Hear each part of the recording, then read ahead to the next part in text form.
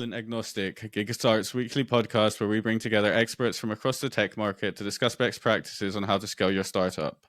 I'm Finbar Dalton, and today I'm joined by Sarah Maxwell, who is most recently the CEO of Sonic Cloud, a leading hearing technology startup.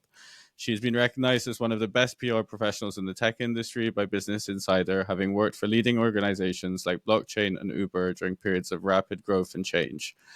So to get things started, Sarah, could you just provide a bit of an introduction into yourself and your experience? Yeah, thank you, Finbar. So great to be here. I'm thrilled to chat with you today about one of my favorite topics, communications, especially in the context of startups and how do you use communications effectively to really grow your business and really reach your audiences. So thanks again for having me. My background actually started on the policy side of things. So I started in law school. I helped regulate voice over internet, which is like Zoom and other, video platforms that we use today. And I knew pretty early on that I wanted to work in hyper growth companies. I wanted to work for innovative companies that were sort of changing the status quo and were going to have regulatory issues. And so my whole, focus area was on that. And I think the thing about having a policy perspective is that you learn to be very persuasive and you really understand how to kind of get votes, if you will. I've worked on a couple of presidential campaigns. And so that sort of expertise really helped me hone how you approach customers and audiences and sort of build relationships with the media and change hearts and minds when you're, forging a new path. So I have a very unique background in that I didn't come from a traditional communications background or PR agency. When I started at Uber, I joined to regulate ride sharing. Like the first thing I did was help legalize ride sharing in the United States. And by virtue, during my time there, my sort of role changed into communications because it was such an important part of our business. And then I got to lead the way on consumer product partnerships. I built the narrative for Uber Eats. I was the third person on the Eats team and sort of built that from 0 cities or 1 city, Los Angeles, to hundreds by the time I left in 2016. So to me, communications is very core to the success of a business. Even the most recent company that I led, Sonic Cloud, one of the first things we did was, do a rebrand, make sure the narrative and, what we were saying made sense and was relevant to the audiences. And, we're speaking effectively about the impact of the product. Sure. No, that makes sense. It sounds like you've had quite a few roles where, obviously communications has been an essential component. I guess on that point, I mean, as a new startup, what do you think sort of the best step is to take to sort of really think about, positioning and sort of communicating their core message? Where do you think sort of startups should really start, in that process? Yeah, it's a good question because often a startup can't afford a traditional PR agency or a communications consultant. The retainers are very expensive these days in terms of, what you need for a professional. And really the first thing you need to do is build your brand and get your name out there. And as a startup, you have to be very creative and sort of manage your resources wisely. So I think depending on what industry you're in, whether it's B2B or direct to consumer, will sort of determine how you go about your media strategy. Ultimately, the first thing you should think about is like, what is our story? Like, what are we saying? And narratives is not marketing. So marketing is trying to sell your product. A narrative is really about building your brand. So who are we? So when someone looks at our logo or sees our product, whether it's in an app store or on a shelf somewhere, like, what does that evoke? Like, what are the values that we're trying to communicate? Why are we here? And so I think understanding your story and why did you go about solving this problem to begin with? Why? What was the impetus that sort of encouraged you to build this business? So I think, trying to understand what that is and your message. And then after that, really understanding who your audience is. Are you struggling to find customers? Are you trying to, attract investors? Would you like to, establish yourself in an industry that has been entrenched for a while? And, really kind of trying to identify who are you trying to speak to? And depending on who that audience is, you can tailor your narrative and communication strategy, to meet those different audiences. Bigger companies do all of it. they talk to everyone and they have the resources to talk to all the different channels. But I think a lot of startups fall victim to trying to be everywhere all at once. And, you can't really do that when you're trying to build everything. So it depends on, are you a solo founder? Are you the CEO? Are you the primary spokesperson? Or do you have, an executive team that's available to speak, on your behalf or about various parts of your business? So, I would say, yeah, what's your story? Who's your audience? And then what are you trying to achieve?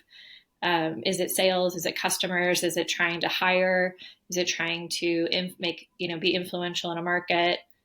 Those are sort of the three places I would start.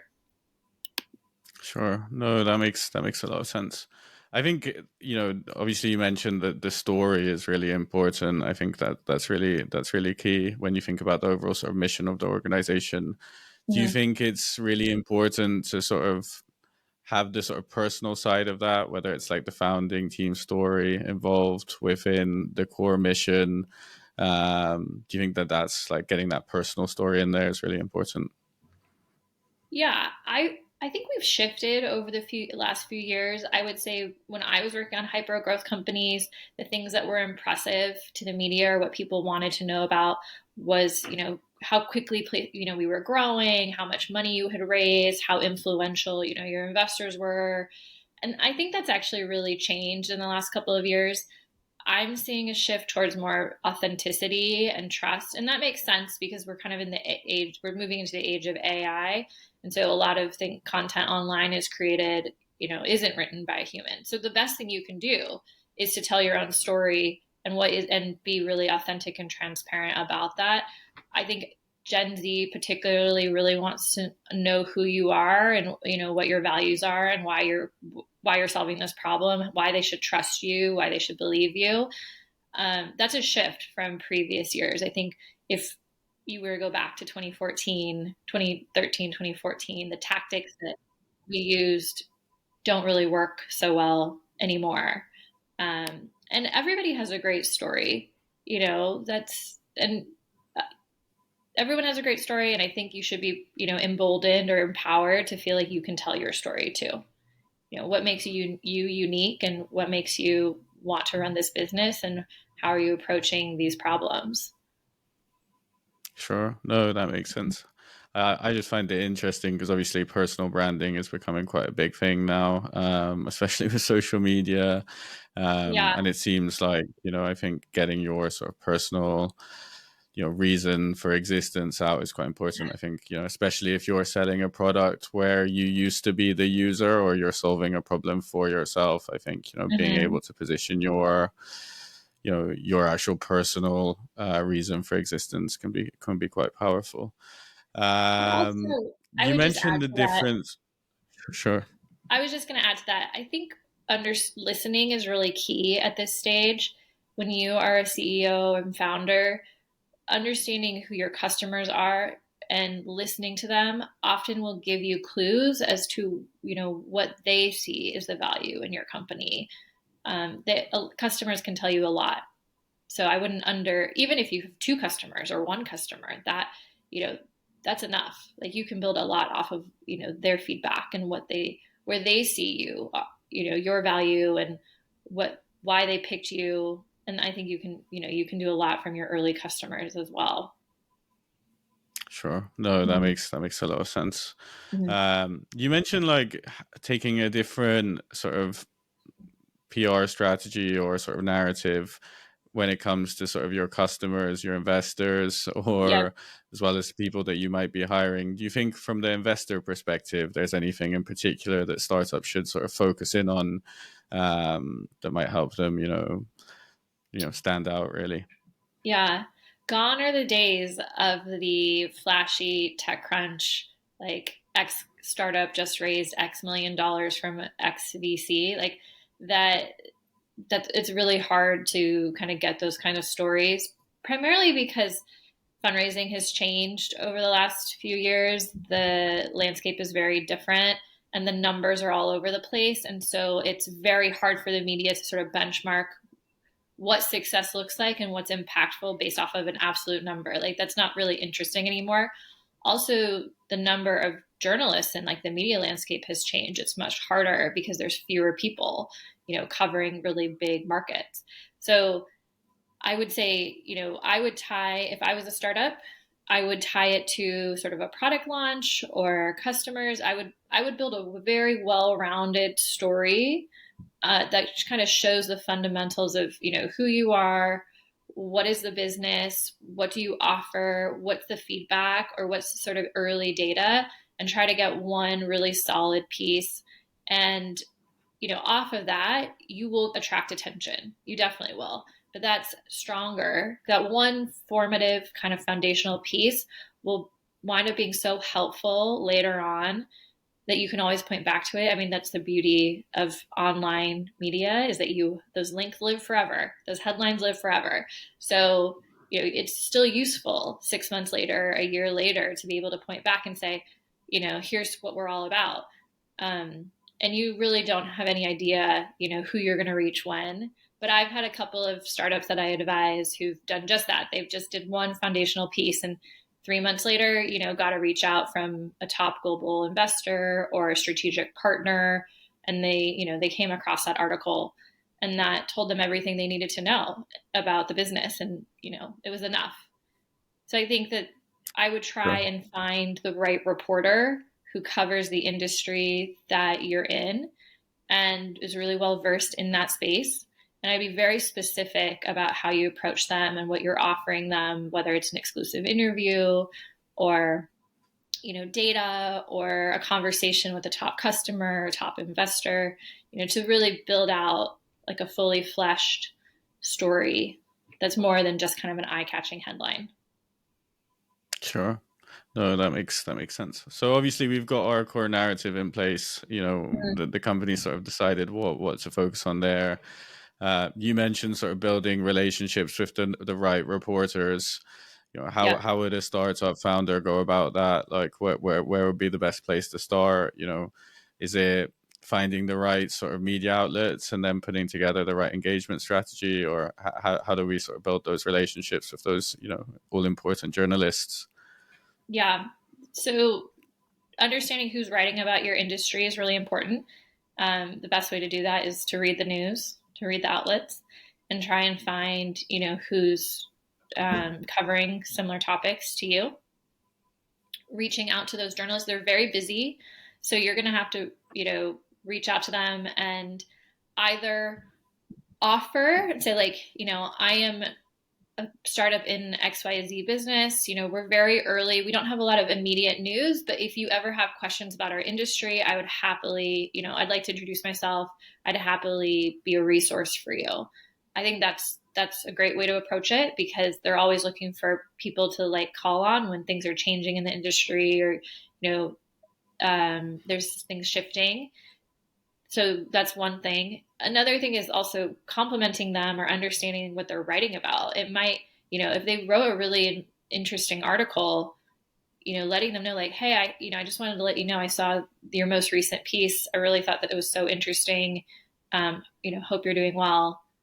And just check in on, reporters are humans, right? Like, at some point you need to know it is transactional, but it isn't at the same time. It's the same as like establishing a sales relationship with one of your top customers or an investor relationship. Like, you need to foster those relationships, and it takes a little bit of time to do that. So when I was at Uber, one of the things that I am very famous for is I got Uber into Vogue. And the way I did that is it took 6 months. Like, I met with, at that time, they were really looking for digital content. So I met with the head of digital content at Condé Nast for Vogue at South by Southwest. And I chatted with him and got a sense of what he was looking for and their process and what they were interested in, and, really understood that. And I kind of, and I just listened. And at the end of the meeting, I was like, oh, we're doing something in 6 months, in October, this was March, that, I think could be really interesting. I'll come back to you, and let you know. And we stayed in touch. I'd check in every so often. And then October rolled around, and we were doing National Uber Kittens, which is where you got to request kittens on demand, and it went to all the it helped get the animals adopted, and we did it in a lot of different cities. But Grace Coddington, who is the creative officer of Vogue, is a notorious cat lady, and so I pitched to have Uber kittens delivered to Vogue to Grace, and it took a minute. Like, we were kind of on the fence about it, but they ultimately did it. We brought the kittens to Vogue. She did a great video. They wrote a whole article about it, and it worked out really well. And people were shocked because they're like, you don't get covered in Vogue unless you're an advertiser, and Uber was not an advertiser of Vogue. And that story still lives on today. It was very popular, and I think but that's because I spent 6 months cultivating the relationship and really figuring out what worked for them and what we had, and I was patient. Same thing happened at The Verge, actually. We had a lot of trouble getting covered by The Verge, but The Verge is a great outlet for recruiting. A lot of engineers read The Verge. They covered us all the time. We had a transportation reporter who I was very close with, but he was New York based. He was very he could be a little cynical and had a little bit of this tone every time he wrote a story. And we were really struggling with that. Every time, my bosses would be like, Sarah, you need to go fix this article. And I waited. And finally, we were doing an integration with Amazon Alexa, where you could ask Alexa to order you an Uber. And I went to The Verge and I said, I know you guys love reviewing things. Your editor, Nilay, loves to review products. Would you like to test this new feature with Amazon Alexa and as an exclusive? And they did. They recorded it. It worked flawlessly. He asked his Alexa for an Uber and it requested an Uber for him. And, they put out a piece about it. And from that moment, it shifted everything. The tone of the relationship changed. And we were able to work together and be much more collaborative about the types of stories we told. But that took some time. And it paid off in the end.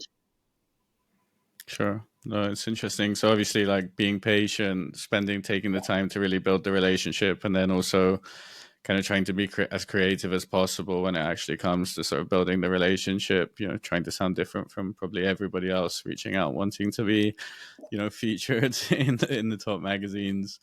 So you obviously mentioned that at Uber, The Verge was really good for engineering hiring, for example. Mm-hmm. So obviously founders will be considering, whether to focus more on maybe niche or domain specific news outlets versus more broad ones, maybe like the Tech Crunches, for example. What's your advice there when it comes to, choosing the right media outlets to focus on in terms of getting your message out there? There's huge value in focusing on niche outlets. You should certainly make sure that the people who cover your industry, even if it's a small group of outlets, know who you are and that you're in front of them. Or if depending on who you're trying to sell to, you understand the niche trade outlets that sort of cover that industry. So, for example, when I was at Sonic Cloud, we had a product that we were selling into HR departments. And I was going to a conference, and it was the first time I was attending this conference. And so I pitched HR Magazine about our product and got us into the magazine online, not in their physical magazine. But it was really useful because when I was setting up meetings with decision makers, I included a link to that article, and they had seen that it was only a week old, and it kind of answered some questions around us and gave us some validity. And so people were much more open to meeting with me in person because I had that article I could point back to. So that was tremendously valuable. I think if we had gotten into the New York Times, great, but I don't think it would have really influenced the decision makers we needed to influence. And so, I definitely am a big fan of going after trade outlets and making sure that if there's a specific industry that you're in, that you know who's writing about it, because those will be very, very helpful because it's very focused. And so you can make sure that you are reaching sort of the audience that you're trying to reach. Sure. No, that makes sense. I think going after the really niche ones can be quite good to sort of gain trust within a particular industry or sector. I guess, obviously when it comes to running a new campaign, what do you think would be the best way to sort of measure success within sort of maybe the first, 30 or 60 days? what should companies be looking at in that regard? Yeah, that's a great question. So the challenge with PR, as I think most founders find, is that it takes time, right? So having a clear goal and understanding what your objectives are, in terms of reaching that goal. So is it placement in one top tier outlet, and did you achieve that? Is it just building relationships with reporters, and so you've talked to 5 people, in that 60 days? Is it you're establishing yourself as a thought leader, and so you've come up with a term of art? If you're a category creator, one of the things that you could do is create a term of art and track that. So, for example, I built a coalition for Apple against the Apple App Store and Google Play Store for Spotify and Epic Games to reform the Apple policies. And we came up with this term called a gatekeeper platform. And that wasn't used in the media before. And so, we use this term gatekeeper platform in our website, in our materials, in our pitches, and we got journalists to start referring to it.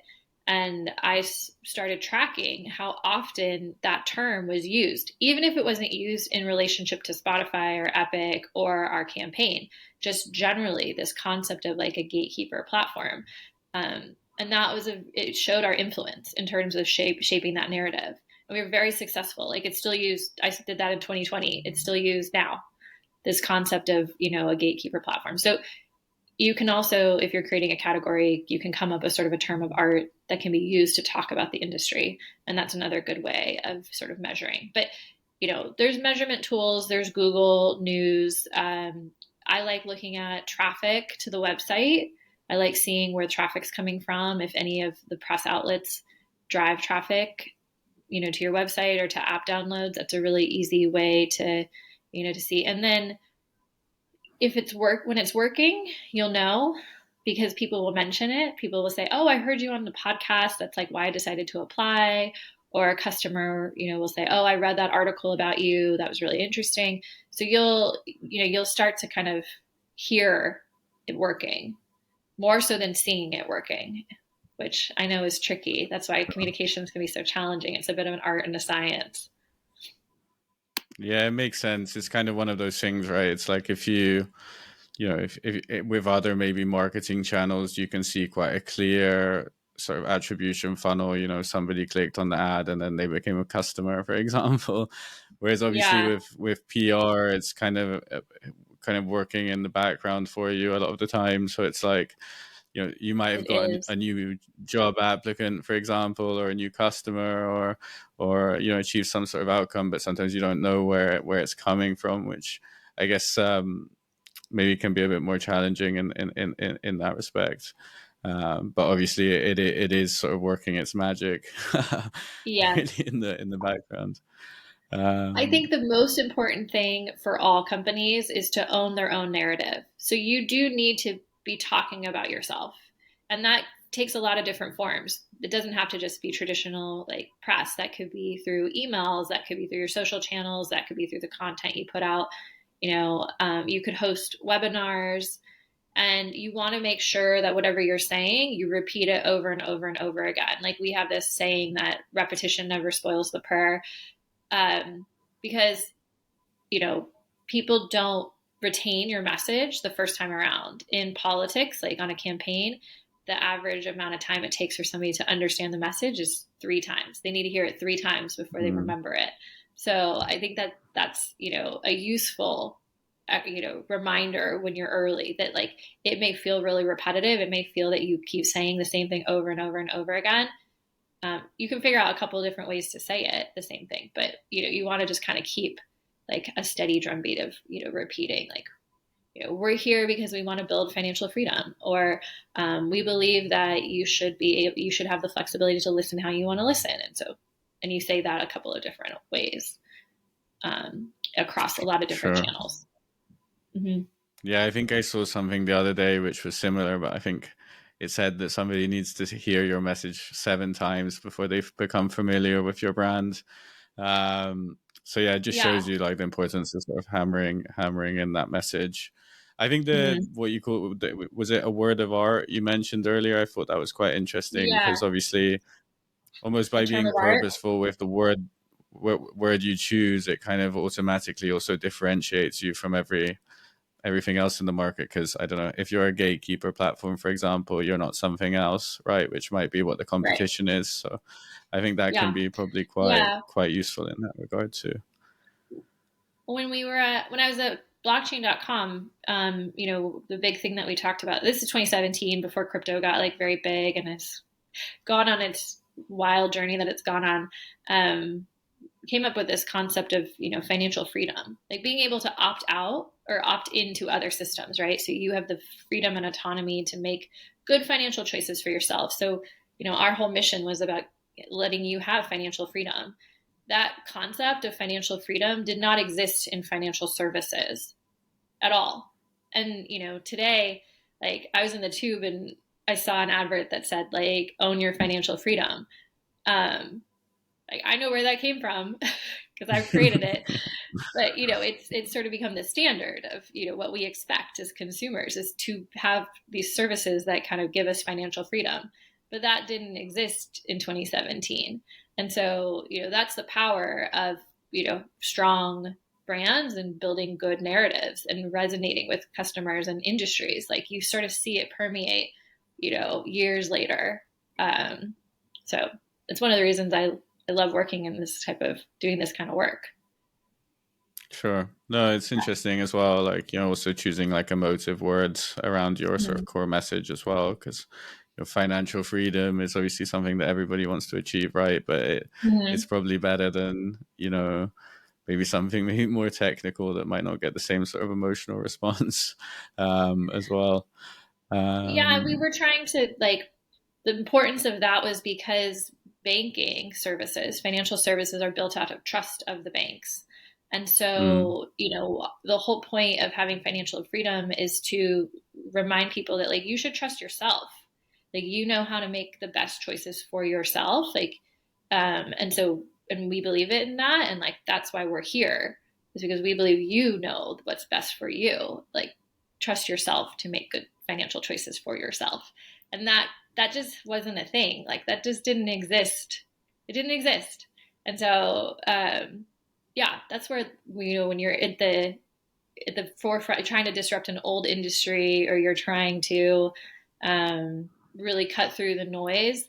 Speaking to the individual is always the strongest. Empowering the customer, the individual customer, is always very important. So, that's something sure. to think about depending on whatever industry you're in. That makes a lot of sense.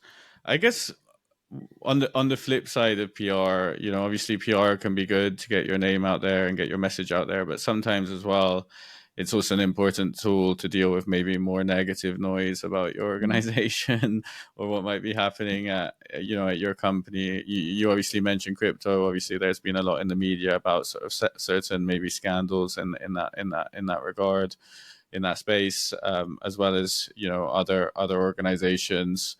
Do you have Mm-hmm. any advice for companies that might be going through a tough time, that might need to also use PR to help them sort of improve their sort of brand image, and sort of cut through that maybe negative noise that might be happening within the wider industry, for example? Yeah. Um, it's tricky. So sometimes a cycle just needs to play out. And the best thing you can do is try not to be a part of it, right? And I think if you've educated and you've done some good work with your reporters and they know who you are, they'll look at your business and say, "Oh, they're stable, they're very authentic in their values. Like we know them. We know them and we know that they're doing great things. So we're not going to include them in this list of 5 companies that are, doing X, Y, and Z, or, when we talk generally about the industry, we're not going to include them as an example." That's where your media relationships really help, actually.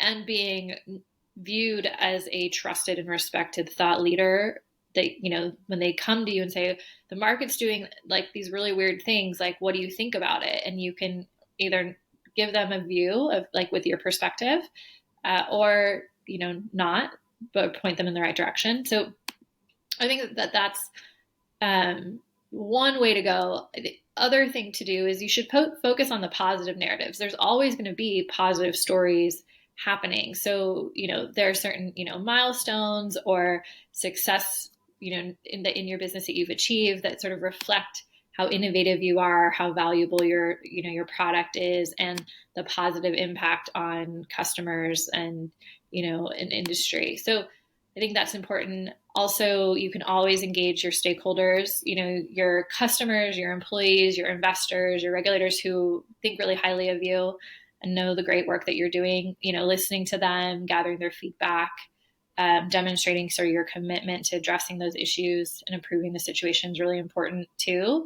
And then ultimately, like, it's all about education, making sure that people know how to educate, journalists, you're educating influencers or educating the public on your industry, your technology.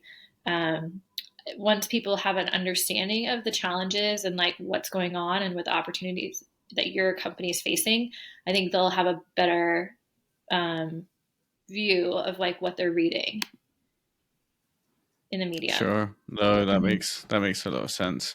I mean, I think a lot of it also comes obviously down to what you mentioned before. It's like building the really strong relationships with your key sort of reporters and Mm-hmm. journalists in that respect, because obviously, that's going to help you sort of really communicate the company's message and sort of cut through the noise, really, to get to the heart of it. Um, Yeah. I think sort of one last point that I was hoping to cover with you was also around using PR from more of a restructuring or company pivot perspective, Yeah. um, kind of touching on maybe that sort of red ocean, blue ocean strategy element of PR when it comes to, maybe reorganizing the business around a specific message or narrative or position within the market. Mm-hmm. Do you have any Mm-hmm. advice there, maybe for an organization that might be a bit older, but they're trying to sort of find their feet again, or looking to sort of, grow and kind of come out of a, you know, with a more sort of a new message to the market? What would you say in relation to restructuring? Yeah, it's a great question. I mean, businesses are dynamic, right? And industries are dynamic, which means that you get to be dynamic too with your message. Like, it can kind of shift. I think about in the early days, when I joined Uber, our main tagline was like everyone's private driver. And then, which was cool, right? Like, that's such a cool concept. Like, that was so innovative and novel. Like, oh, I got a private driver. It didn't really work though when you had ride sharing and you were, sharing with somebody and it was very cost effective. And really, what we were trying to do is, fill the gaps in sort of transportation cities that had very poor transportation. And so that message shifted from everyone's private driver to transportation as reliable as running water, right? That was a very key thing, was the reliability factor, and it was sort of an access that became kind of the core parts. Or we said that a couple of different ways, like push a button, get a ride, or from A to B. But I think that that's a good example of like Uber started out as black cars. It was a bit more premium, and so that sort of everyone's private driver made a lot of sense. As soon as it became kind of more mass market and affordable, and you had a Prius, you're not really feeling like you're fancy when you're in the back. It really became about the reliability factor and how important that was, that you could get a car whenever you needed one, right? So I think that kind of illustrates that we went after a different market, a different tone. It reflected the realities of the business. There's always room to communicate differently, and if you do it in a way that's authentic and so reflects your values and the purpose of like what you're trying to do, then you shouldn't have any issues. Your key stakeholders and investors and actually employees are great places to start in terms of communicating a new message. Like, I would always test sort of new messaging with them first to see if it was Sure. resonating, if it made sense, if there were questions, if it felt like didn't feel, right. Um, and then, I also, changing your story, like, you can do that. You just have to do it in a way that just feels trustworthy and authentic. And give some insight into why you're making that pivot or change. So Sonic Cloud, which is the company I was most recently at, started as something for people with hearing loss. It was very focused on accessibility and a small group of people who had hearing loss. But the reality was the technology was really just a communication software, and in a remote work environment, really useful. And so we pivoted and we rebranded, to really reflect that message that, you should listen how you want to listen. And if you are working remotely or constantly on video calls, like, this is sort of your secret weapon, if you will. And that landed really well. People really understood that, because they're like, oh yeah, like I'm on calls all the time. Sometimes I have trouble hearing. I'm experiencing Zoom fatigue. This helps me, and it's discreet and it's affordable, and I love it, right? Because I also ultimately want to be able to communicate better. And so I think that, and that business was 8 years old. So you just never know, too, who the audiences are that you could potentially reach. Like, it's possible that what you thought your business was and who your main target was, like, will shift over time. And so your communication strategy should be dynamic as well. But I think as long as you're coming from a place of like authenticity and trust and really trying to solve the problem, a real problem that really exists for real people, you'll be fine. Sure. That makes a lot of sense. That seems to be like the most important thing, a real problem for real people. Yeah. I think compared to maybe what we've seen in the tech markets, maybe over the last 10 years, I think that's becoming even more important, right? Cool. Well, obviously, Yeah. I think we covered a lot there within sort of PR, everything from, how to carve out your message and your narrative, how to engage with journalists, and choose the right sort of media outlets to get your message out there, as well as sometimes how to cut through maybe the more negative noise from a risk management perspective as a business. I guess if there are any maybe founders out there or other people within the startup ecosystem that are looking to maybe really roll out a new PR strategy, what would be the best way to get in touch with you, and maybe have a conversation around these points? This barely scratches the surface in terms of what we could talk about with communications. Having a communication strategy and plan, people used to always ask me, like, what's the comms plan? And I put that back on founders. Like, do you have a comms plan? Do you have one? And if you don't, let me help you build it out. I'm going to kick off a workshop for founders in March that really does talk about these fundamentals of communication. So, visit my website, www.chiefofstuff.org, or email me, Sarah@chiefofstuff.org, and join that. I'm also going to be teaching an online class around communications. There's 8 modules that go from everything from narrative building to crisis management to media relations. It really kind of gives you like a really strong sense of all the different fundamentals you need to build out a really solid communication strategy, and even assess, like, if you have a PR agency or communications consultant, like, are they being effective? I think that most founders don't understand communications well enough to know if the people working on it are doing a good job, right? And so there's been a kind of a lack of transparency in the industry over the years, and a lot of bad PR, frankly. So I definitely want to give everybody the tools so they can feel empowered to, get out there, build their brands, tell great stories, have impact and influence. So that's, part of my motivation in putting out this class in April. So yeah, go to my website. You'll be able to register for it or get on the wait list. I only do coaching for a small number of clients. So, if you want to reach out to me about that, that is an option, but I take on very, select people. And yeah, ultimately, I think between the workshop and the online class, you'll have kind of everything you need to really get going and get your name out there in a really meaningful way. That sounds like a very useful thing for all of those tech founders and leaders to get involved in. Awesome. Well, listen, Sarah, thanks very much for your time and for coming on to the Talent Agnostic podcast today. Appreciate it. Thank you so much for having me. I really appreciate it.